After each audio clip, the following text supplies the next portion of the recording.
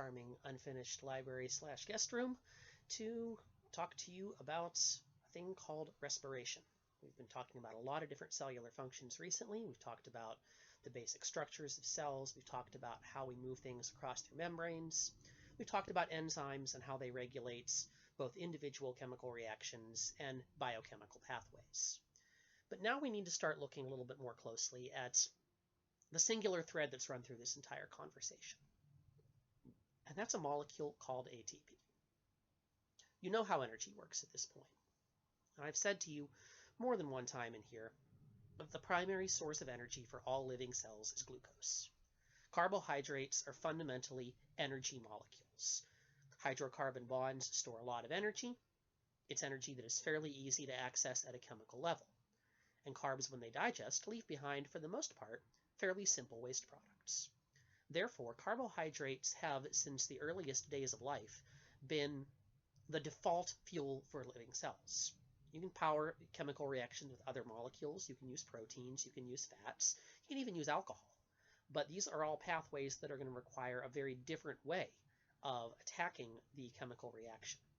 At the end of the day, you can't get around the need for carbs, and anybody who's trying to do a carb elimination diet and telling you that you can just swap in fat and protein and have it work exactly the same way, quite simply does not know their biochemistry.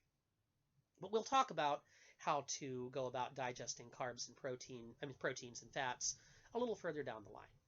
At the moment, let's zero in on this thing called ATP. Now, if carbs are the fuel of life, why do we need ATP? Why do you need this other molecule to actually carry the energy? It comes down to a couple of things. First off, the fact that it's not quick to liberate all the energy stored in a glucose molecule. There are a lot of chemical bonds there, and they are, for the most part, fairly stable chemical bonds. Our cells have to go to a fair bit of effort to break down all of those bonds, and therefore the energy present in glucose, while abundant, is not actually easy to access. Furthermore, at any given time, a lot of different chemical reactions are happening in your cells. Even if that glucose molecule was directly powering our chemistry, it can't be in more than one place at a time. We want to be able to distribute its energy to a lot of different places and to a lot of different reactions that require it. That is where ATP comes in. ATP is going to be our intermediary molecule between carbohydrates and the rest of the chemical reactions in our cells that require them. ATP carries the energy liberated from the breakdown of glucose and then delivers that energy in a much more accessible form to various other reactions, whether that means it's binding onto an enzyme to provide energy for an endothermic reaction, whether that means the ATP molecule is binding onto a carrier protein to power something moving across a membrane. There are a lot of ways in which it gets used. But ATP is delivering the energy from glucose, distributing it far and wide to a lot of different reactions that require it. Store a little of glucose's energy in each ATP molecule, and you can send that energy to a lot more places simultaneously. Now, if you haven't gotten it yet, I've posted to the Blackboard site a handout that provides a diagram of an ATP molecule, a list of vocabulary terms for this chapter, and a summary of a lot of the basic equations I'm going to be discussing. I strongly recommend that you get a copy of that handout as quickly as you can. If you are watching this without the context of having access to a Blackboard site, you might want to pause occasionally and look for some images online of things like an ATP molecule that might help you out. Now, ATP is the basic energy molecule of life. All living cells employ it as the primary carrier of energy from carbs to chemical reactions. ATP consists of three parts. The molecule is a nucleic acid. It's part of the same family of organic molecules that includes DNA and RNA. But unlike DNA and RNA, ATP is not doing an information storage function. It's doing an energy transmission function. The three parts of our ATP molecule include a molecule of the nucleotide adenine, which is one of the 4 nucleotides involved in the creation of RNA. Attached to that adenine nucleotide, we find a molecule of the 5-carbon sugar ribose. That is also a key part of every RNA molecule. Ribose and nucleotides are the basic ingredients that go into the building of your nucleic acids. And much like in DNA and RNA, there's going to be a phosphate molecule attached to that ribose sugar as well. Now, ATP is adenosine triphosphates. So it's not going to just be one phosphate molecule attached to the rest of this thing. It's going to be a chain of 3 of them, one after another linked together. That arrangement of phosphates is actually unstable, folks. That arrangement is not going to hold together for long. And you know what? That's good. Because that means it does not take our cells a lot of effort to break that bond. It is easy to access the energy stored in a molecule of ATP because the molecule, at room temperature conditions, breaks down pretty quickly anyway. So the way we build ATP, very fundamentally, is that ATP starts with 2 precursors. It starts with a molecule called ADP, adenosine diphosphate, all those things I just described with 2 phosphate molecules instead of 3, and a free phosphate molecule, which we often abbreviate P subscript I. To build our ATP molecule, we link ADP and a phosphate. We bond the 3rd phosphate onto the 2 that are already there. As a result, the energy that is being carried by the ATP molecule is primarily stored in that 3rd bond, that bond between the 2nd and 3rd phosphates attached to the molecule. Whenever we break down glucose or another fuel molecule, ultimately what ATP is doing is it is capturing the energy from that breakdown. It is capturing that energy and using it to bond ADP and phosphate to one another, storing that energy in that bond until it can be delivered to another chemical reaction that requires it. Our cells actually reuse the same ATP molecules again and again and again. We bind them together to store energy. We send that energy to a chemical reaction that requires it. The bond between ADP and phosphate is broken again. And then we take those 2 ingredients, rebond them together to make more ATP that can be used to power another chemical reaction. So ultimately, what we're doing here is transferring energy from food molecules to ATP to other chemical reactions. Sounds straightforward, but there's a lot involved here. There are a lot of chemical processes that we have to carry out in order to facilitate this. And this is a thing that we call cellular respiration. The term cellular respiration refers to any process by which a cell makes ATP. Now, the word respiration can be confusing here because we hear the word respiration, our natural inclination is to think breathing. And the reason we make that connection is because our particular form of cellular respiration, which is known as aerobic respiration, happens to require oxygen. And therefore, there's an intrinsic link between our act of breathing and our act of building ATP. Now, we do use the term respiration in 2 different biological contexts. Cellular respiration is what we're talking about here right now. It's the process of making ATP. Mechanical respiration, otherwise known as ventilation or breathing, is facilitating the action of gas exchange, that is, taking oxygen into the body and releasing carbon dioxide waste. So you need to engage in mechanical respiration to get the oxygen that you need for cellular respiration. But they're 2 different things. And when I say the word respiration in here, you can assume I am talking about what goes on in the cells, not what's going on in your lungs, unless I tell you otherwise.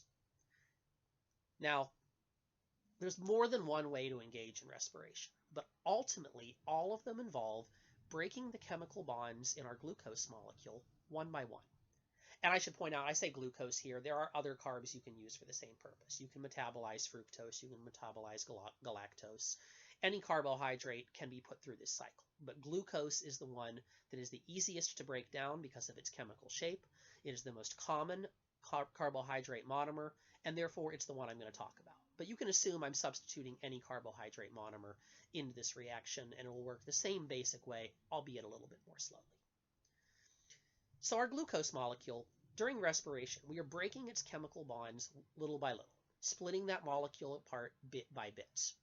Whenever we do that, we are releasing the energy stored in those chemical bonds so that it can be captured by molecules of ATP. When I say releasing the energy, when I break a chemical bond in a glucose molecule, there are really two things I'm cutting loose. One of them is electrons. Glucose is held together by covalent bonds. The energy of those bonds is stored by those electrons. So when I break the chemical bonds in a glucose molecule, what I'm really doing is I'm liberating high energy electrons. The other thing that I'm releasing when I break that glucose molecule down is going to be ions of hydrogen. Hydrogen atoms that were bonded as parts of the glucose molecule. Remember, glucose is C6H12O6. It's got more of hydrogen in it than anything else. Those hydrogen ions are being cut loose. So anytime I break the chemical bonds on my glucose, I'm releasing both high energy electrons and hydrogen ions. Both of those are going to have a role to play in the process of respiration. Now, there's more than one way to do this, like I said. And a lot of the difference comes down to what you are going to do with those things when all is said and done.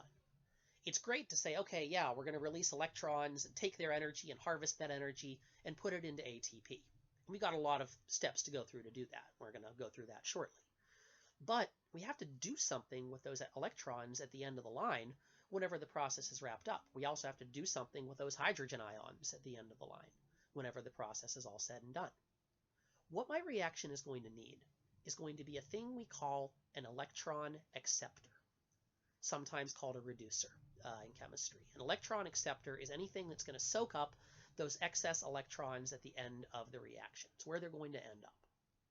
The form of respiration we are going to engage in is going to depend on what we are using as our final electron acceptor, because some acceptors are better at this than others.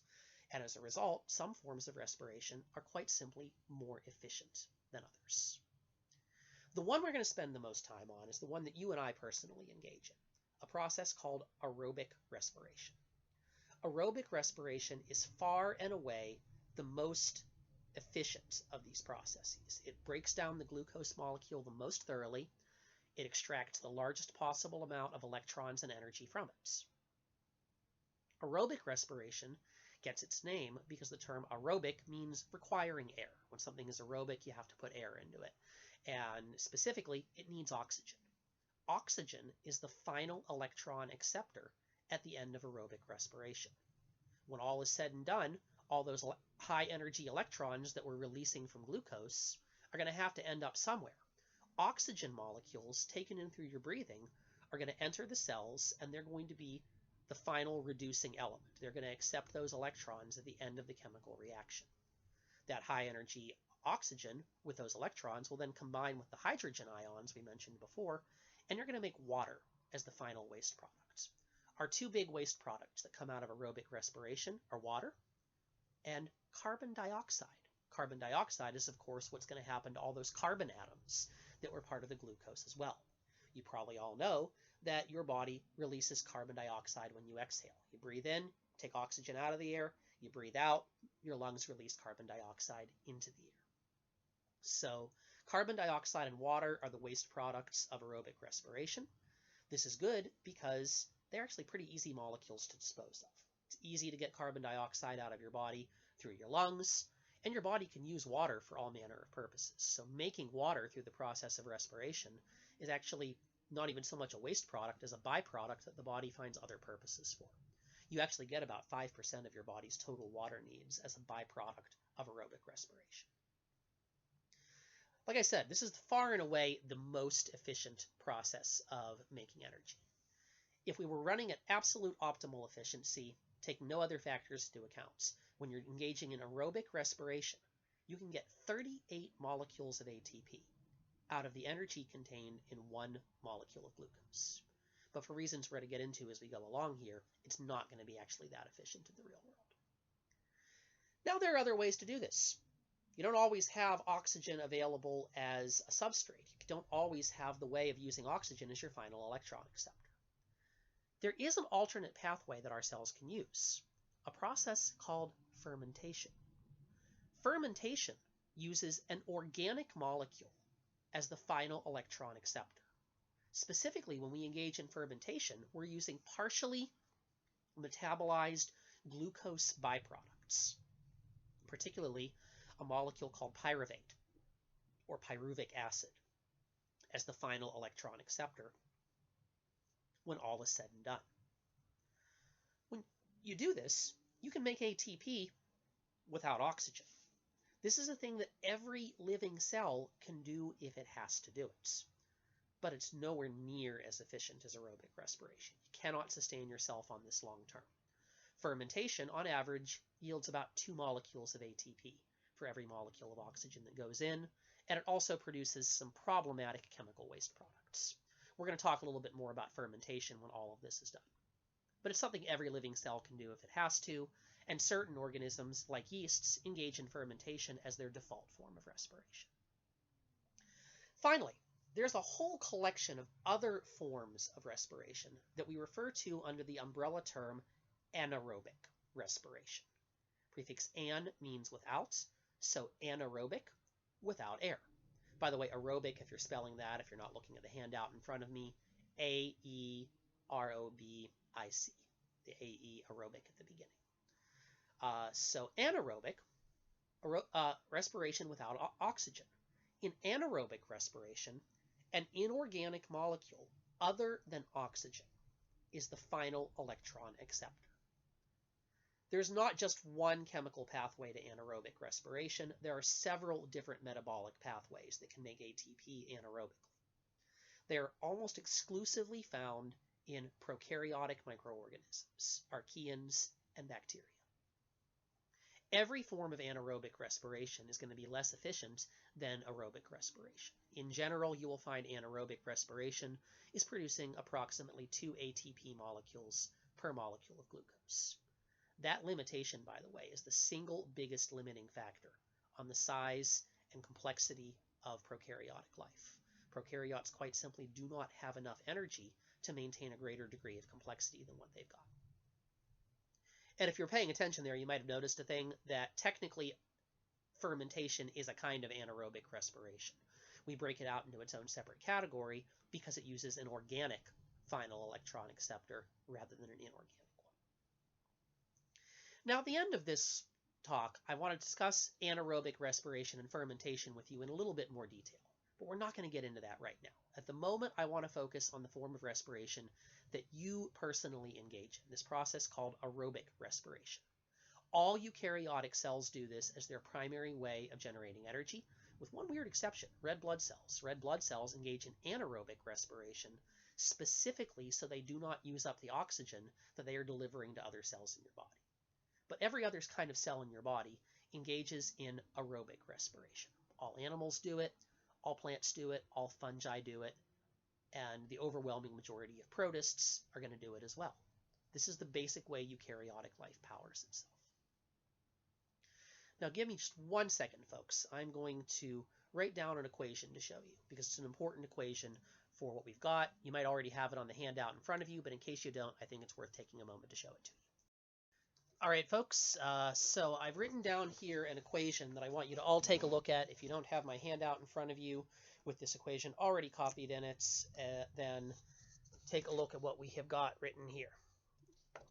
Top equation is the one we're concerned about right now.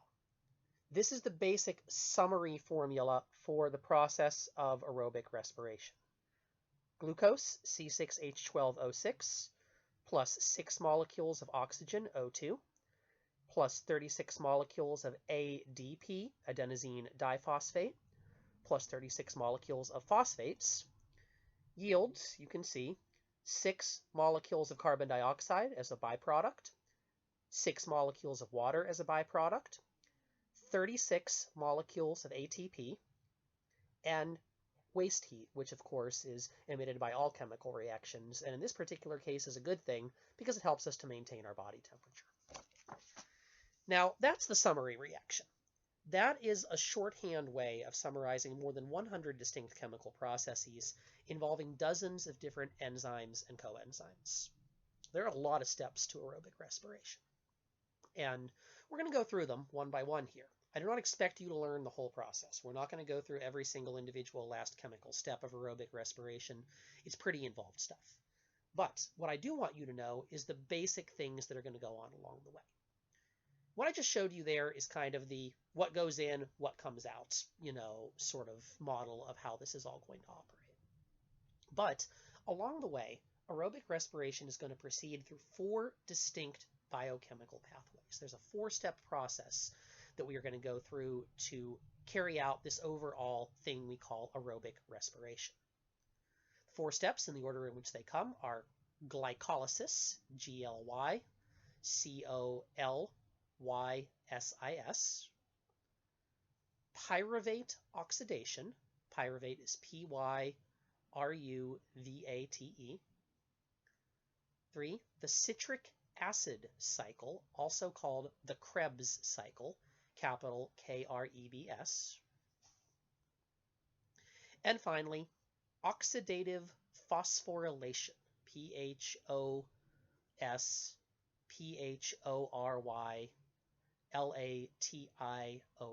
phosphorylation. You're going to hear that term a lot throughout this process. When you phosphorylate something, that means adding a phosphate to it, which is what we're doing when we make ATP. We're phosphorylating ADP by adding a phosphate to it to make it ATP.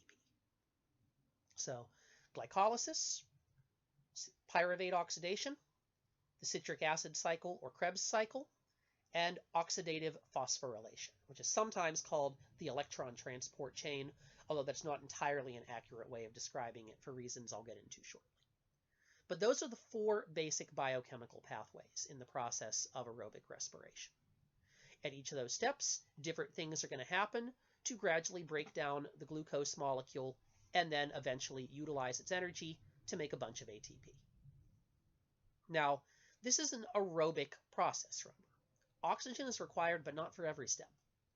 You actually only need oxygen for the last 3 steps, pyruvate oxidation, citric acid cycle, and oxidative phosphorylation. In reality, you really need the oxygen for the very final step. In technical terms, glycolysis, the first step of the process, is actually anaerobic. Glycolysis does not require mitochondria to do. Glycolysis does not require oxygen. It can be done in the cytosol of the cell. The other 3 steps, pyruvate oxidation, the citric acid cycle, and oxidative phosphorylation, those all happen in the mitochondria. You might recall we learned about mitochondria a couple chapters ago. Mitochondria are the powerhouse of the cell. Everybody knows powerhouse of the cell, right? This is why they're the powerhouse of the cell, because it is within the mitochondria that the majority of the chemical reactions to make ATP are going to take place. So I'm going to take you through these 4 biochemical pathways step by step. We're not going to go through every last little bit of them. We are going to talk about them in sort of summary form, what goes in, what goes out, the basic important events that happen during each of them. Now, thing to keep in mind, we're breaking the bonds of glucose little bit by little bit. The first 3 steps of aerobic respiration are really all about breaking down the glucose molecule, breaking all of its chemical bonds, harvesting as many electrons and hydrogen ions as we can. In the final step of aerobic respiration, we're going to make most of the ATP. We'll make a little bit along the way, but the majority of it happens during oxidative phosphorylation. But if we're breaking down the glucose molecule gradually, we need a way of transporting all that energy to the end of the reaction. We need a way of moving all those electrons and all those hydrogen ions we are releasing to the final step, as they're being released gradually in steps 1 through 3 as we metabolize the glucose molecule a little bit at a time. And hopefully you all remember, what do I need if I want to shuttle things from one step of a biochemical pathway to the next? I need a coenzyme. We need a coenzyme to shift things from one step to the next. So along the way, during the process of aerobic respiration, we're going to be helped out with a coenzyme called NAD. It's written NAD superscript plus because it has a slight ionic positive charge on the molecule. We call it NAD because that is a heck of a lot easier than saying nicotinamide adenine dinucleotide. I'm not going to ask you to spell that one on the test, don't worry. But anyhow, though, NAD is a coenzyme which collects electrons and hydrogen ions throughout the process of aerobic respiration, delivering them to when they are finally used to make lots of ATP in the 4th and final step. Every molecule of NAD can absorb 2 electrons and 1 ion of hydrogen. When it does that, we call it NADH. You can see that in the equation right here. NAD plus hydrogen plus 2 electrons yields NADH. And there you can see that name, nicotinamide adenine dinucleotide.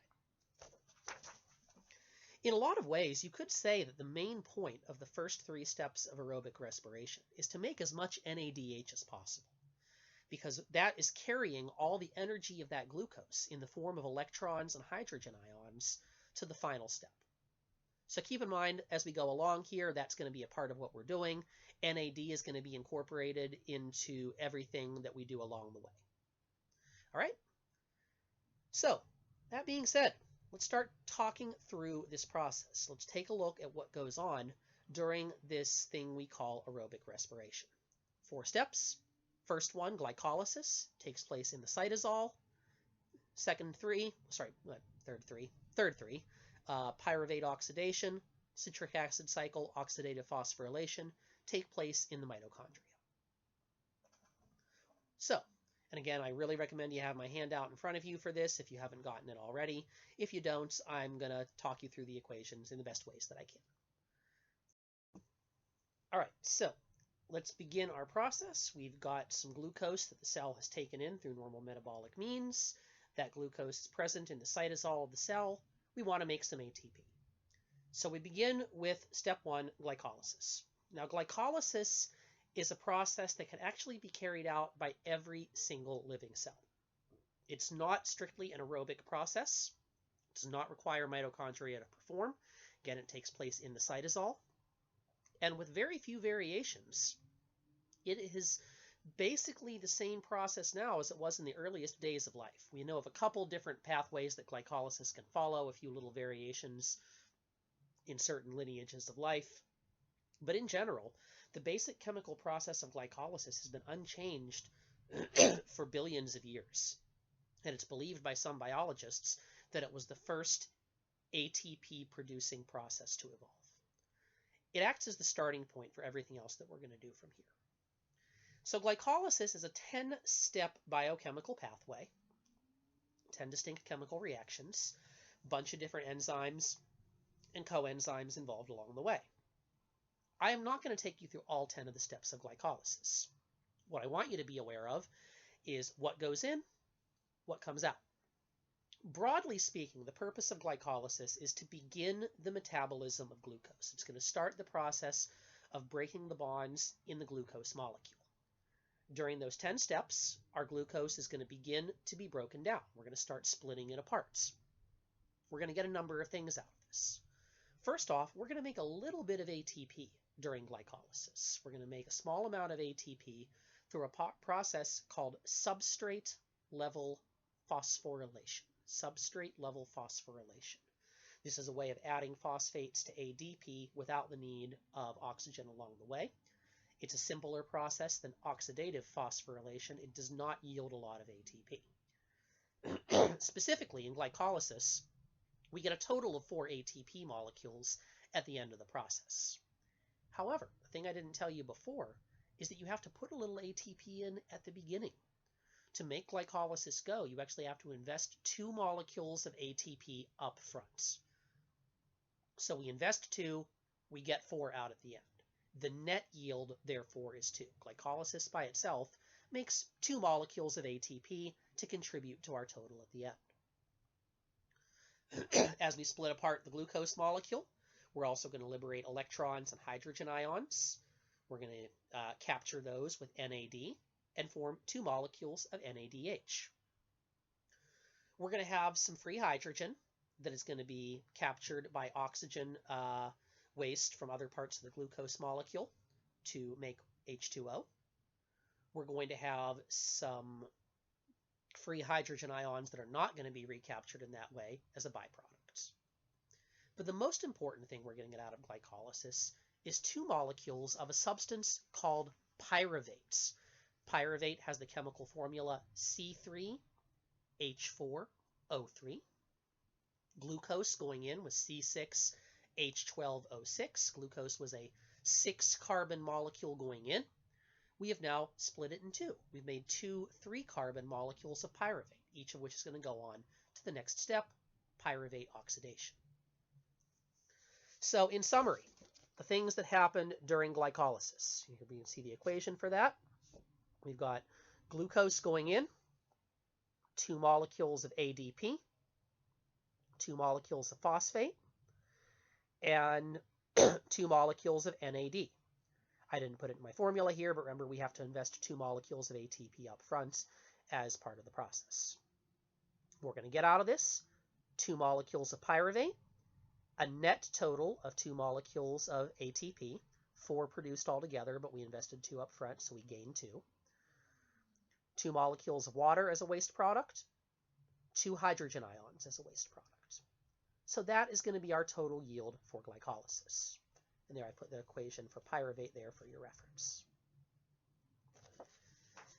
Now, for some organisms, this is as far as it goes. If you're a simple microbe, then glycolysis is the core of your metabolism. There's not much more you can do.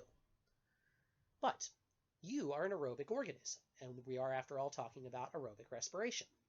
So the pyruvate molecules that we made during this process are going to be transported to the mitochondrial membrane for usage in the next step. The NADH that we made during this process is in turn going to be utilized for the final step of respiration called oxidative phosphorylation. So that's what glycolysis is all about.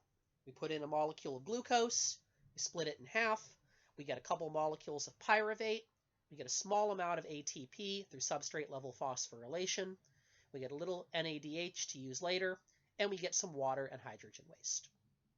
Okay, step 1. Now, step 2. We're going to go on to the mitochondria. Everything that happens from here on out takes place in the mitochondria or using enzymes embedded in the mitochondrial membrane. So our next step is called pyruvate oxidation. Some textbooks just call this the breakdown of pyruvate. Some textbooks call this the transition reaction. Whatever you call it, pyruvate oxidation is about taking that pyruvate molecule that we received from glucose and breaking it down further. Now remember, we have 2 pyruvates that came in. We split the glucose in half. We produced 2 molecules of pyruvate. So everything I'm about to describe here happens twice. Each molecule of pyruvate goes through this entire cycle independently of one another. The process is carried out by a multi-enzyme complex. Remember those? Multi-enzyme complex contain all of the enzymes needed for one biochemical pathway. The multi-enzyme complex in this case is called pyruvate dehydrogenase. D-E-H-Y-D-R-O-E-N-A-S-E. Dehydrogenase. So pyruvate dehydrogenase is going to facilitate the reactions involved here. During pyruvate oxidation, we're going to take that pyruvate molecule that came in, we're going to break it down even further. 3 things we're going to get out of this. 1, we're going to get a molecule of acetyl, sometimes called acetic acid. Acetyl is C2H3O. So we've now taken our 3-carbon pyruvate, broken it down further to 2-carbon acetyl. We're breaking more and more of the chemical bonds from the original glucose molecule. When we do that, we release some electrons and hydrogen. We make a molecule of NADH. And finally, that carbon that was peeled off before, we have to deal with that. It's going to become a molecule of carbon dioxide. It's the first time we're going to get carbon dioxide waste coming out of this process. So the net yield here for each pyruvate that goes in is we're going to make an acetyl molecule, a molecule of carbon dioxide as a waste product, and a molecule of NADH. The NADH, of course, will be saved up to use at the end. The acetyl molecule is going to go on to the next step. More about that momentarily. Now, you might have noticed no ATP made here. This is the one and only step of aerobic respiration in which no ATP at all is produced. Now, one of 2 things can happen at this point in time. Your cells almost always need ATP. ATP is a continual resource that is always being generated and always being used up. But it is technically possible at a given moment in time with lots of mitochondria in your cells engaging in this reaction more or less continuously that you might hit a moment in which the production of ATP is keeping up with demand. In other words, you don't need any more right at this exact moment in time. Even if that exact moment in time lasts for a couple of seconds, right now, you don't need it. You've got more acetyl than you require. If that is the case, at the end of pyruvate oxidation, any excess acetyl that is not needed to make ATP at that exact moment will be converted into fatty acids for storage. We make fat this way. We build fat stores, we build storage molecules. Basically, by linking acetyl groups one onto the next, we assemble fatty acid chains. In that way, the acetyl can be stored for future use if needed. This happens basically whenever the cell's energy expenditure is less than its glucose intake. Basically, you got more calories coming in than you're burning. The excess will then be converted into acetyl for storage. Again, this is a moment-to-moment kind of thing. At any given moment, odds are pretty good the cell actually requires more ATP. But if you hit a moment in time at a particular mitochondrion in which it doesn't, excess acetyl is converted into fat for storage. But we are interested in what happens if that doesn't happen. We want to go on to the next step of respiration, right? So at the end of pyruvate oxidation, the acetyl molecule that we made, assuming we still need to go on, is going to bind to a coenzyme called coenzyme A, capital C, little o, capital A. The combination of acetyl and coenzyme A is going to have the blindingly creative name acetyl coenzyme A. If you can't remember that one, I'm sorry, I don't think I can help you. Coenzyme A, like all coenzymes, is a shuttle. It is going to deliver the acetyl to the next step in the process. So our summary equation for pyruvate oxidation, you can see here, we are going to put pyruvate in, a molecule of NAD, and a molecule of coenzyme A. What we're going to get out of this is a molecule of acetyl, bind to coenzyme A to make acetyl coenzyme A. We're going to get a molecule of NADH, and we're going to get a molecule of carbon dioxide as a waste product. And you can see the formula for acetyl right here for your reference. Remember, we're carrying out this entire cycle twice because, after all, we put in 2 pyruvate molecules at the beginning. All right, step 2 is down. So now we move on to step 3, the citric acid cycle. Now, terminological thing here. The citric acid cycle is very commonly referred to as the Krebs cycle, capital K, K-R-E-B-S. The Krebs cycle, there's no apostrophe in that, The Krebs cycle is named after the guy who discovered it, a Danish physiologist named Sir Hans Krebs. That name has been in use in the biological sciences for a long, long time. But we're currently trying to do a thing in the bio and medical sciences where we stop naming things after people. It's not as useful to name things after people because a name after a person doesn't tell you anything about the structure or the parts of the body that is being referred to or the process that's being referred to. All it tells you is who discovered it or who they were naming it in honor of. So you hear the Krebs cycle, all you know is that Sir Hans Krebs discovered it. Just like if you hear Broca's area of the brain, all you know is that Broca found that region of the brain or described that region of the brain. It doesn't tell you what it's for. But the term citric acid cycle is a more useful name. It tells us something about the chemical process that is at work. Because in this process, we are going to make a molecule called citric acid, break it down, and then continue a cycle by which more citric acid is built again, the citric acid cycle. We're trying to get away from so-called eponymous naming in biology. But this is one you're going to hear the eponymous name all the time. The Krebs cycle is very deeply ensconced in the head of a lot of biologists. I tend to slip up and use the name Krebs cycle because that's how I was taught it. But my preference for all of you learning this for the first time is get in the habit of calling it the citric acid cycle because we're trying to do away with the old eponymous naming tradition. But if you hear somebody call it the Krebs cycle, they're not wrong, and it's the same thing. If you write Krebs cycle on a test, I'm not going to mark it wrong. But my preference is you use citric acid cycle. All right, so citric acid cycle is going to be a busy part of the process. The citric acid cycle, in a lot of ways, is when we're going to do the most action of metabolizing glucose.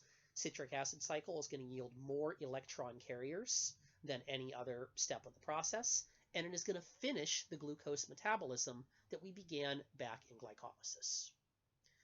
Now, the citric acid cycle is very chemically involved. Your textbook goes into much more detail with it than I'm going to. As with the previous steps, I'm not going to take you through every little nitty-gritty step along the way. I want you to have a basic idea what goes on, what goes in, what goes out. So, during the citric acid cycle, remember acetyl coenzyme A was delivering acetyl from pyruvate oxidation. Acetyl coenzyme A shows up, coenzyme A drops off the acetyl molecule with the enzymes that are going to carry out the citric acid cycle. Coenzyme A is done at that point. Coenzyme A goes back to pyruvate dehydrogenase to pick up more acetyl. It's a shuttle. It goes back and forth. But the acetyl is what you care about here. Acetyl is going to combine with a 4-carbon molecule called oxaloacetates. OXALOACETATE.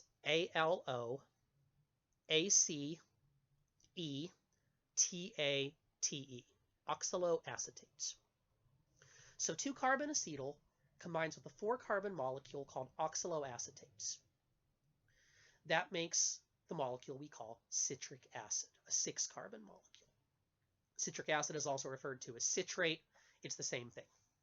And if you're writing down chemical formulas here, oxaloacetate has the formula C4H4O5, and citric acid has the chemical formula C6H8O7.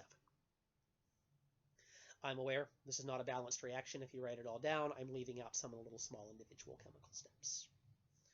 All right, so we combine the acetyl that we made in the last step with a molecule of oxaloacetate.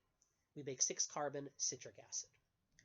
Then we're going to put that citric acid through a series of chemical reactions. There are a grand total of 10 chemical steps in the citric acid cycle from beginning to end.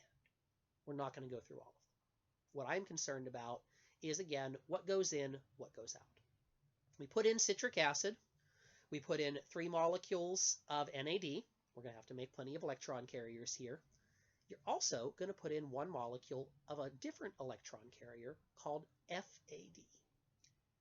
FAD is flavin adenine dinucleotide, FLAVIN. Flavin adenine dinucleotide is kind of similar to NAD. It's an electron carrier. It absorbs electron and hydrogen ions. Difference between them is that you're going to absorb 2 hydrogen ions and 2 electrons rather than 1 hydrogen ion and 2 electrons like NAD did. When you absorb 2 hydrogen ions and 2 electrons with FAD, you get a molecule of FADH2.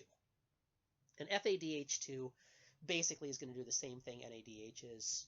It's going to carry electrons and hydrogen ions to the final step. So, getting back to where I was at, we put in a molecule of acetyl. We put in 3 molecules of NAD. We put in 1 molecule of FAD. The yield of all of this, when we finish all the steps of the citric acid cycle, we are going to get a grand total of 3 molecules of NADH. We're going to get 1 molecule of FADH2. We're going to produce a molecule of ATP along the way. We're going to make a molecule of ATP through a process of substrate level phosphorylation. So make a little ATP at this time. And we're going to make 2 molecules of carbon dioxide as a chemical waste product. Remember, we have to run this cycle twice as well. We go through the whole citric acid cycle twice because, after all, remember we put in 2 molecules of pyruvate back in pyruvate oxidation. That meant you made 2 molecules of acetyl. Each molecule of acetyl goes through this process separately. So that chemical yield I just gave you there was per molecule of acetyl. Remember, we have to run this 2 times.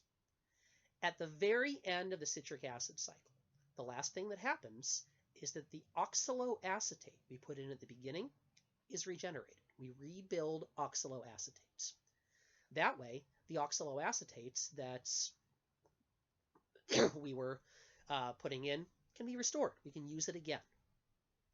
Now let's think about what I just said here for a moment, folks. We put in acetyl, which was produced from pyruvate oxidation. It was made from pyruvate. Pyruvate was made from glucose. So we started with 6-carbon glucose during glycolysis, broke it down into 2 molecules of 3-carbon pyruvate. We took each of those molecules of 3-carbon pyruvate, put it through pyruvate oxidation, made it down to 2-carbon acetyl.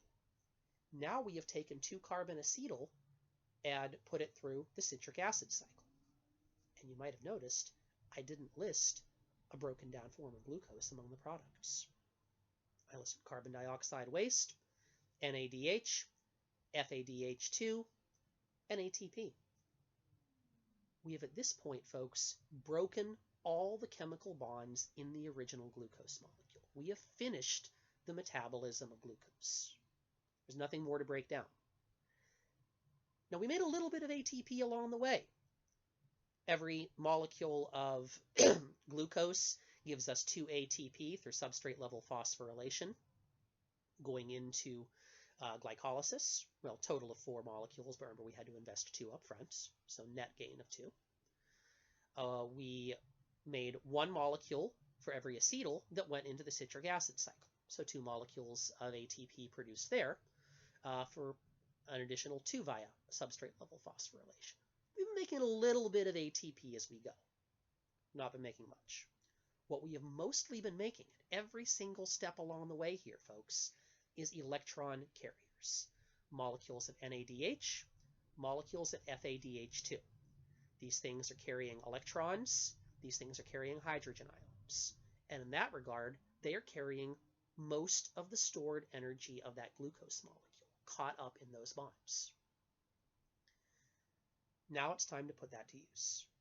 And so we move on to the 4th and final step of aerobic respiration, which is going to be oxidative phosphorylation.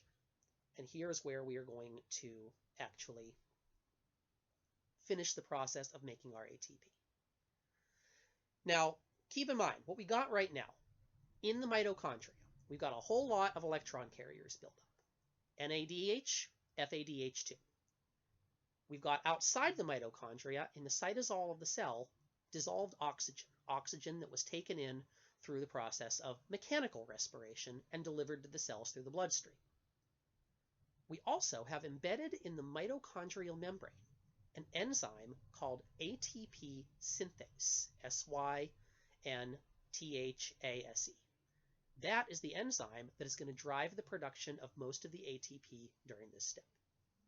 We call it oxidative phosphorylation because we've got our oxygen waiting there at the outside in order to absorb the electrons and hydrogen at the end. Here's how it's going to work. First off, our electron carriers, NADH and FADH2, are going to release all the stored electrons and the stored hydrogen ions they've been building up this entire time into the mitochondria. Those carriers are done now. They can go back to previous steps of the reaction to pick up more hydrogen and more electrons. The actual NAD and FAD do not need to participate further at this time. Now we have a whole bunch of electrons and a whole bunch of hydrogen ions inside the mitochondria. The electrons are going to be transferred through a series of 5 carrier molecules called the electron transport chain through the mitochondrial membrane. The hydrogen ions are actually going to diffuse out of the mitochondria through its membrane into the cytosol of the cell. We've got a higher concentration of hydrogen inside the mitochondria at this point than in the cytoplasm, and therefore hydrogen is going to diffuse out, go down the gradient. You know how that works. As the hydrogen diffuses out, it's going to put pressure on the ATP synthase enzyme that is embedded in the mitochondrial membrane. The stream of hydrogen ions diffusing through is going to act like the flow of a river on a water wheel, making that enzyme rotate within the mitochondrial membrane. We call this action a proton pump because a hydrogen ion is basically just a proton, right? Since hydrogen is atomic number 1, and the most common form of hydrogen is hydrogen 1, it doesn't have any neutrons at all. So, hydrogen ions stream out of the mitochondria. As they do so, put pressure on the enzyme, cause it to rotate. As that enzyme rotates, it's going to bind a molecule of ADP at the top of its rotation bind a molecule of phosphate at the bottom of its rotation. Using the energy from those electrons, the enzyme is going to combine those two together and make a molecule of ATP. We produce one ATP molecule for every complete rotation of the ATP synthase enzyme. This process will continue until the energy from those electrons is exhausted. At that time, the low energy electrons and the hydrogen ions that we've been making the entire time are going to be absorbed. They're going to be soaked up by those oxygen ions that are out there. Remember, oxygen is the final electron acceptor. And we're going to make water as our final waste products.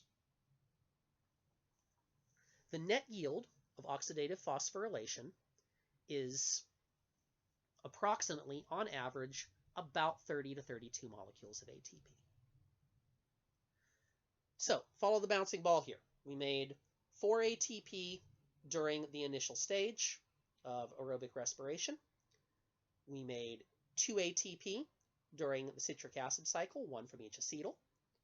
We made 30 to 32 ATP during the oxidative phosphorylation process, giving us 36 to 38 ATP altogether. Optimal yield is 38 molecules of ATP. But because we have to invest 2 up front, we say optimal yield is 36 ATP, which is why that equation that I gave you there before said we put in 36 ADP, 36 PI to get 36 ATP at the end. Now, this is under absolute optimal conditions. In the real world, absolute optimal conditions seldom exist. More often than not, most of that ATP is going to be made, but some of it's going to get lost along the way. Some of it's going to be used up for other purposes. Some of that energy is going to be dissipated and not get to where it needs to go. Entropy can't be escaped. So in actuality, the true yield of the process is not going to be exactly 36 molecules of ATP. It's going to vary. The average yield is somewhere between 29 and 30. Like 29.85 is the average yield that it works out to over time.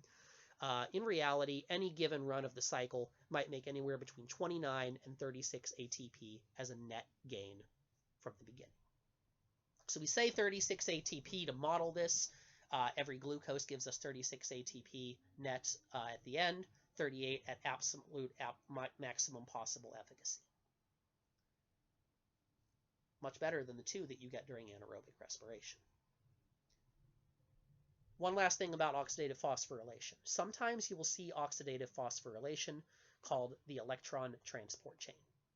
You heard along the way that the electron transport chain is part of the process, that it's the part of the process during which the electrons move downstream from one electron carrier to the next across the mitochondrial membrane.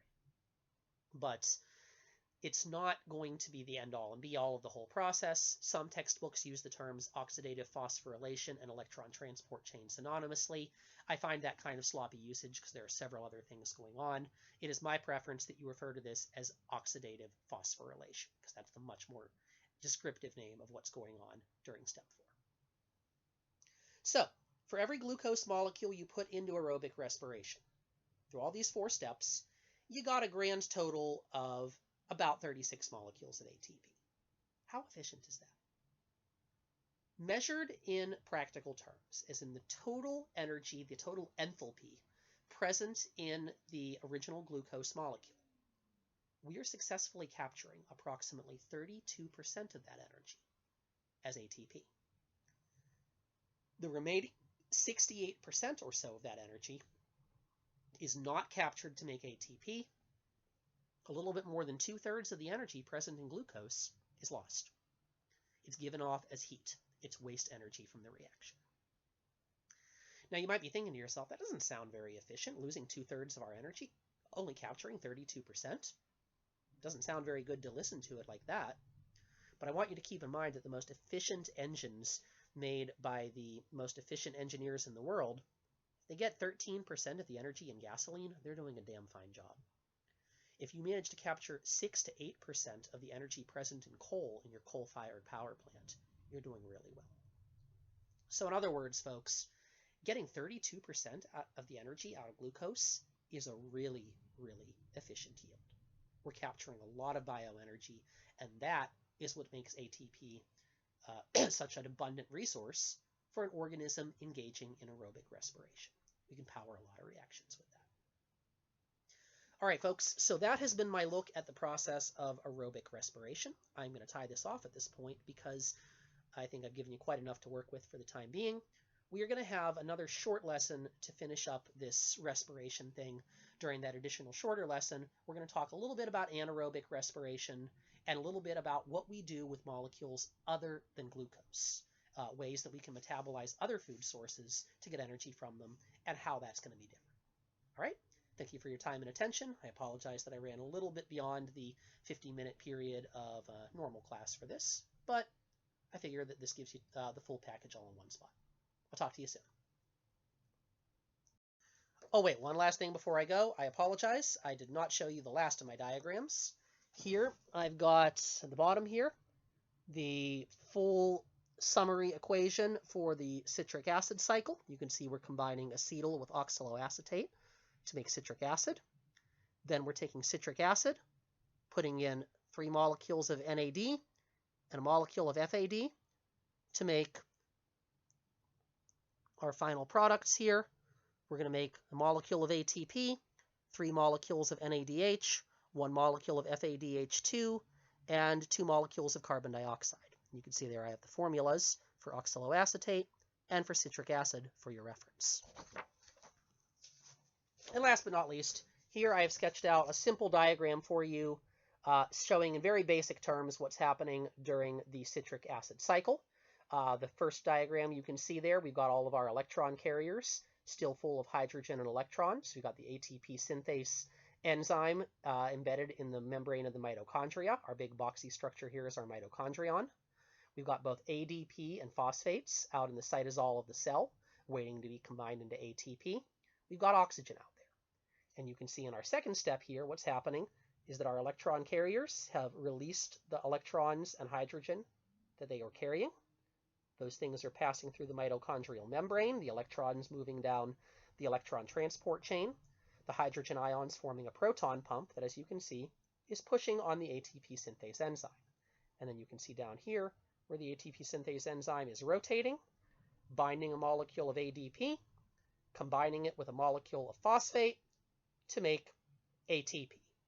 And then finally at the end, and this is not meant to be a balanced equation at all, those electrons, once their energy has been exhausted, and the hydrogen ions will combine with oxygen to make water as our final waste product. All right? Hope that helps. See you soon.